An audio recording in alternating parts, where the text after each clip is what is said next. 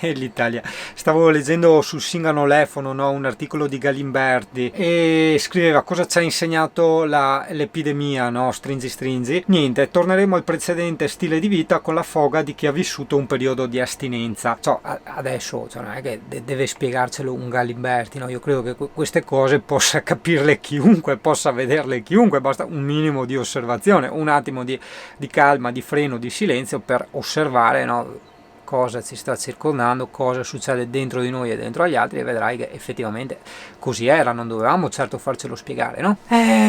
D'altronde, che dire, se fai la predica a qualcuno, no, che vai là con qualche segno di arroganza, no? di insegnare, giustamente ti si salta addosso, no? Voglio dire, non è che puoi andare là a dire, no, del mangiare carne, del mangiare animali, che alla fine tutte queste malattie, adesso a sapere da vegetariani, vegani, eccetera, eccetera, da dove sono arrivate? Sono sempre arrivate dagli animali, dai maiali, dai polastri, da tutto quanto. In questo caso, vabbè, per carità, magari dai pipistrelli, o magari può essere anche dopo, va bene, i commenti mi arrivano, il virus creato in laboratorio, eccetera, eccetera. Però, in ogni caso, cosa ha aiutato a portarlo, no? Quindi questo inquinamento, questo disagio del pianeta, che altro non è, stringi, te lo dico io, gli allevamenti intensivi, la sovrappopolazione, perché la sovrappopolazione la metterei al primo posto, perché sì, è vero gli allevamenti intensivi, è vero i riscaldamenti delle case, è vero anche, per carità, i trasporti, o bene o male, insomma, io credo gli spostamenti inutili, però il fattore sovrappopolazione è un moltiplicatore, quindi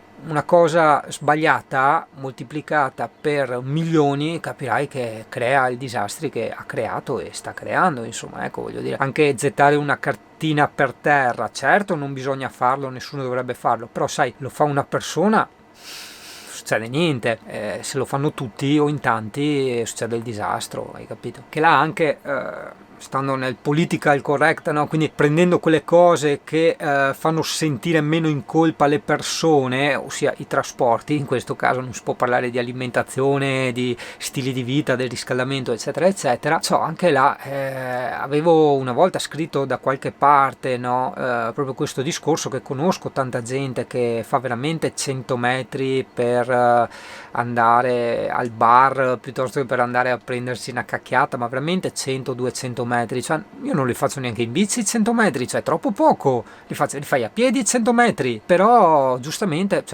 un cacchio, poi però nei commenti è venuto fuori gente che ha detto della serie fatti i cavoli tuoi, cioè hai capito? E quindi se questa è la mentalità Italia, continuiamo a sbattere su per il muro, insomma, poi si sfonda e giù c'è il baratro e faremo tipo il Lemming, no? Boom boom boom boom boom. Che ci vuoi fare? Certo ce ne sono persone che, alimentazione a parte, conducono uno stile di vita molto, come dire, gentile con l'ambiente, con il pianeta, però insomma se tu guardi nel mucchio sono quelle poche mosche bianche. È vero, per carità, come dico sempre, no, è la goccia di colore che butti nell'acqua che poi si espande, eccetera eccetera, però diciamo allo stato attuale delle cose, soprattutto vedendo nel corso della storia, quindi neanche tanto dei millenni, ma forse nelle ultime centinaia d'anni, no? Da quando è iniziata l'industrializzazione, tutto l'uso di macchinari che ne va dietro, possiamo effettivamente purtroppo dire che queste mosche bianche non sono altro che un aiuto a protrarre in avanti l'agonia, ma non sono una soluzione. Una soluzione purtroppo arriverà, secondo me, se arriverà, quando veramente saremo tutti con l'acqua alla gola, quando ci sarà un clima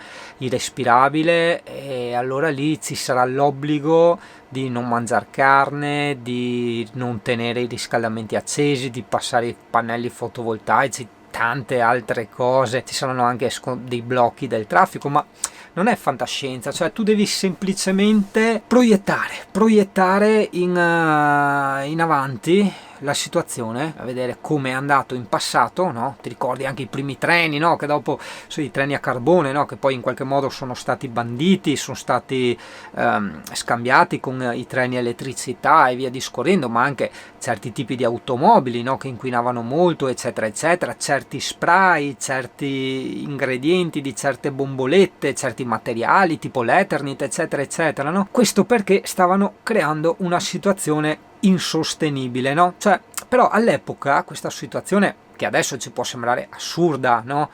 Folle, però all'epoca era la normalità, e vai te a rompere le palle a qualcuno dell'epoca perché usava le bombolette per i capelli, piuttosto che viaggiava nel treno che inquinava, o usava l'automobile iperinquinante. Avresti fatto, come la faresti ora, come la sto facendo io in questo momento, la figura dell'esaltato, dell'estremista. Da parte mia c'è sempre però anche quella cosa che ripeto sempre, è che io per fortuna non sono vegano, quindi ho titolo di parlare di queste cose, no? Perché come diceva il buon De André, si sa che la gente dà buoni consigli quando non può più dare il cattivo esempio. In questo caso io, come altre cose ovviamente del passato, il cattivo esempio lo sto dando, però attenzione ragazzi, sto guardando in faccia la realtà per quello che è, insomma. Poi le mie visioni su queste cose sono anche abbastanza diverse addirittura da quelle dei vegani e di tutte quelle combricole che puoi trovare nel web o nella televisione, perché tu sai che Singano adora molto la filosofia, e quindi quando Singano parla di filosofia parla di testi dell'avanti Cristo o di poche centinaia d'anni dopo Cristo, quindi insomma capirai che lì le abitudini, gli stili di vita erano completamente diversi, e in molte culture, soprattutto in molte correnti di pensiero, cito ad esempio i pitagorici o piuttosto gli orientali, era normale per questa gente avere un'alimentazione vegetariana, cioè questi nascevano e morivano vegetariani. Però io nel mio cervellino, che assumo queste statistiche, no, e elaboro, no, poi automaticamente creo i miei calcoli, quindi le mie riflessioni, vedo che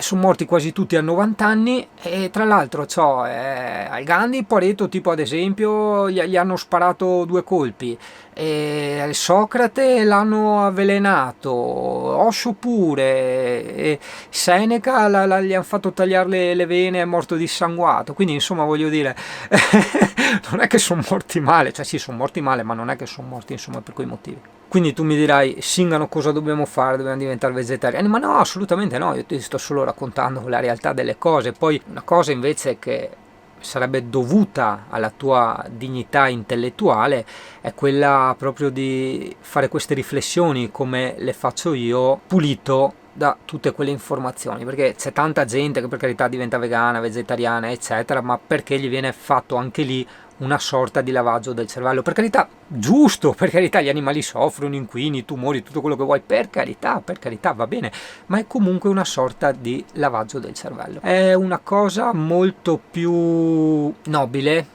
molto più sacra, arrivarci veramente da solo. Anche lì il buon Thoreau ci insegnava anche lui a fare gli esperimenti, no? Voglio dire, prova.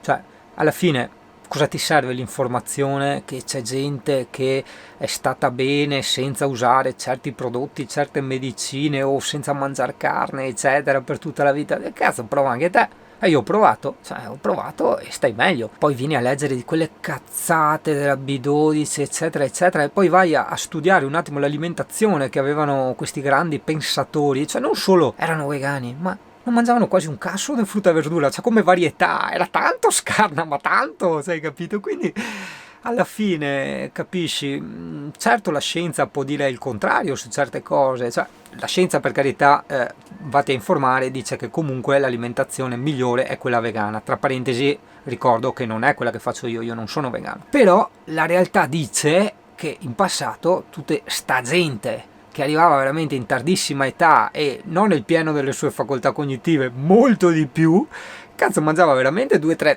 cose in croce, cioè pochissime varietà di frutta e verdura, hai capito, e cereali eccetera. Quindi dici, cazzo, forse un po' meno pipette mentali e un po' più provare la realtà delle cose. Noi che stiamo guardando questo video e io che lo sto registrando, credo che in qualche modo siamo fortunati, sai perché? Se tu noti sempre il discorso che ti faccio della proiezione del tempo e degli eventi, a noi ci toccherà poco, cioè noi sì avremo dei climi molto fastidiosi, avremo un po' di cataclismi, ma tra virgolette niente di che. Adesso non vorrei che tu mi fraintendessi, però in qualche modo insomma noi ci salveremo, no? Però i nostri figli, o almeno i tuoi figli, che dovresti pensare, insomma, lì veramente sarà sempre più dura.